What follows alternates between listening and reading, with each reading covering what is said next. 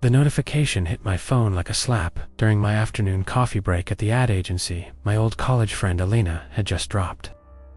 Another selfie from her solo trek through the remote ridges of the Olympic Mountains she had been posting non-stop since her brutal breakup last winter. Chasing healing in the wild. In the photo she beamed against jagged peaks, sweat-soaked ponytail sticking to her neck, blue scarf bright against the evergreens. I liked it on autopilot, then my colleague Mia leaned in and whispered, "Who the hell is that behind her?" Zooming in turned my stomach to ice. A dark silhouette stood among the trees maybe 70 yards back. Alina had no clue her caption read, "Finally breathing again after the storm." I scrolled through her last 3 days of posts. Every image showed the same shape, creeping closer. Yesterday's sunrise pic blurry. Outline lunch, shot clearer. A man in a faded green jacket. Night camp photo 20 feet away, face hidden, just watching. The latest one, posted an hour ago, had him 15 feet behind her while she filtered stream water. Street clothes, no pack posture that screamed wrong. Comments buzzed with photobomber, but Alina stayed silent. Unusual for Hirsch, replied to everything I called voicemail messages across apps, nothing last. Active 2 hours ago. Heart hammering, I typed a frantic comment, "Call me now."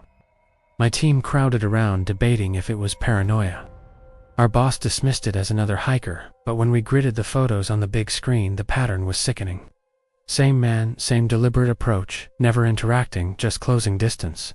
I phoned the ranger station. The dispatcher's tone shifted when I described the jacket and the photos they'd had report solo women missing small personal items from campsites.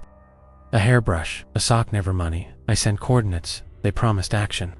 The wait destroyed me. I refreshed obsessively at dusk. Her account showed typing gone. Then a black photo, just coordinates, then a 10-second story. Pine needles. Panicked, breathing. A calm male voice whispered, "Soon." I called emergency services. They mobilized hikers in a forum, offered help. One guy, Trailhawk, reached the area and found boot prints to sets veering off trail. His last message, hearing voices, battery low. Then silence.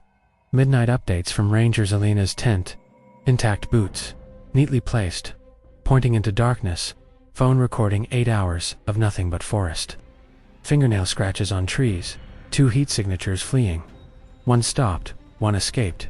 Fast. They found Alina barefoot on a log, wearing the man's oversized jacket, mumbling numbers. 629471. 629471. Unharmed physically, but empty inside. I drove through the night to the hospital.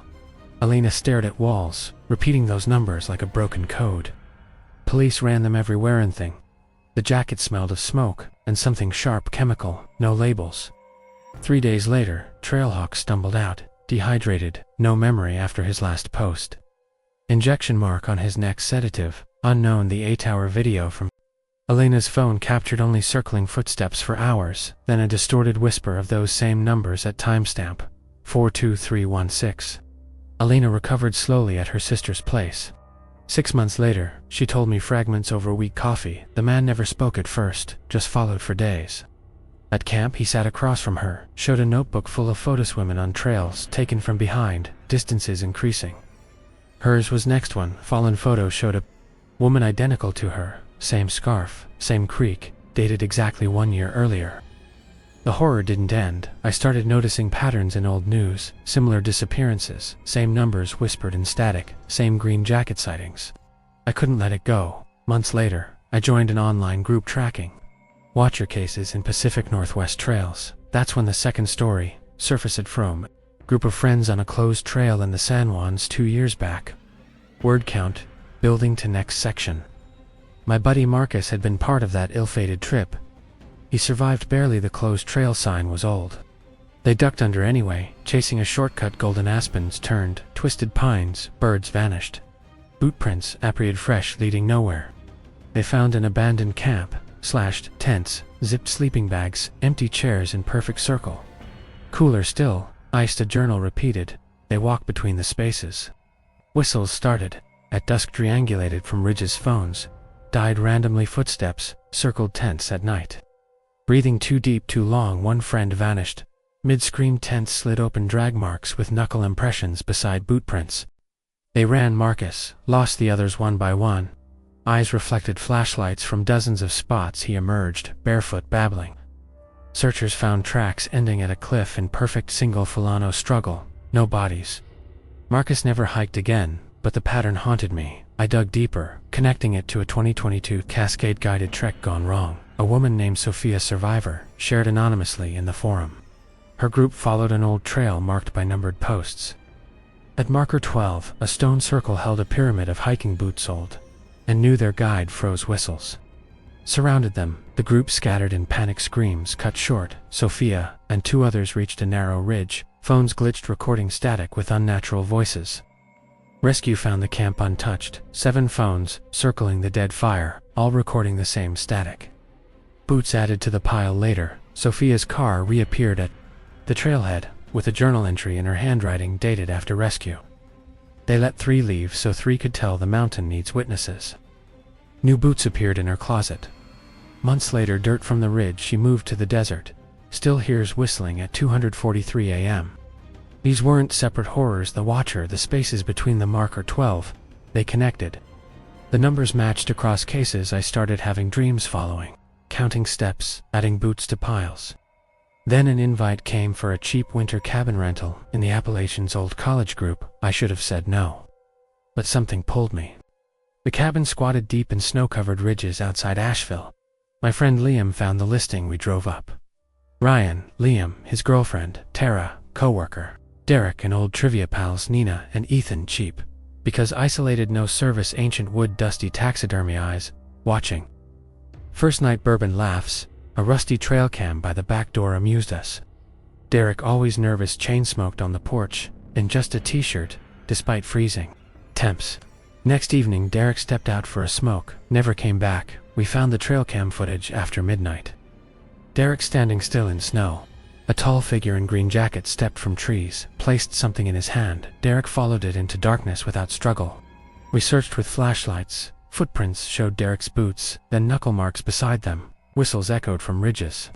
Inside doors locked, but footsteps circled the cabin, numbers scratched into frost on windows. 629,471. Panic rose. Tara found Alina's old scarf in her bag in Plotspo. I checked my phone, dead battery. Yet screen showed a new photo, our group from outside the cabin. Window taken minutes ago, a shape behind us. Ethan vanished. Next we heard a calm whisper through walls. Soon Nina started mumbling the numbers. The cabin creaked as if breathing. We barricaded, but at 2:43 a.m., the back door opened by itself. Dawn brought no relief. We found Derek's boots neatly placed outside, pointing into woods, his jacket on the porch smelling of chemical smoke. Trail cam showed nothing after the figure appeared, just static and distant whistles. We tried hiking out, snow erased, markers, trees twisted unnaturally, whispers between spaces. Nina disappeared mid-step. Drag marks with knuckle prints. Tara broke. Repeating the numbers faster, Liam and I dragged her back. The final night, the figure entered. Tall, green jacket, face always turned. It sat across from us, opened a notebook. Photos of hikers, our faces added at the end. One page showed a woman like Tara from last year. It pointed, then left the notebook. Liam lunged. The figure moved. Wrong joints, too many. Liam was gone. In a blink, scream cut short. Tara and I ran. We reached a road rescue, found us. Tara never spoke again.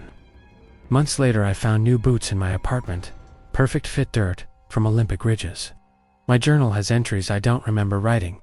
They walk between spaces. New witnesses every season. Alina called once, whispered the numbers. I still wake to whistling sometimes. I catch myself counting 42 steps around my room at night. The mountains don't release you, they collect. If you see the shape in your friend's photo, don't comment, don't call. Just run, but it's already too late. The collection grows, and you're next in line.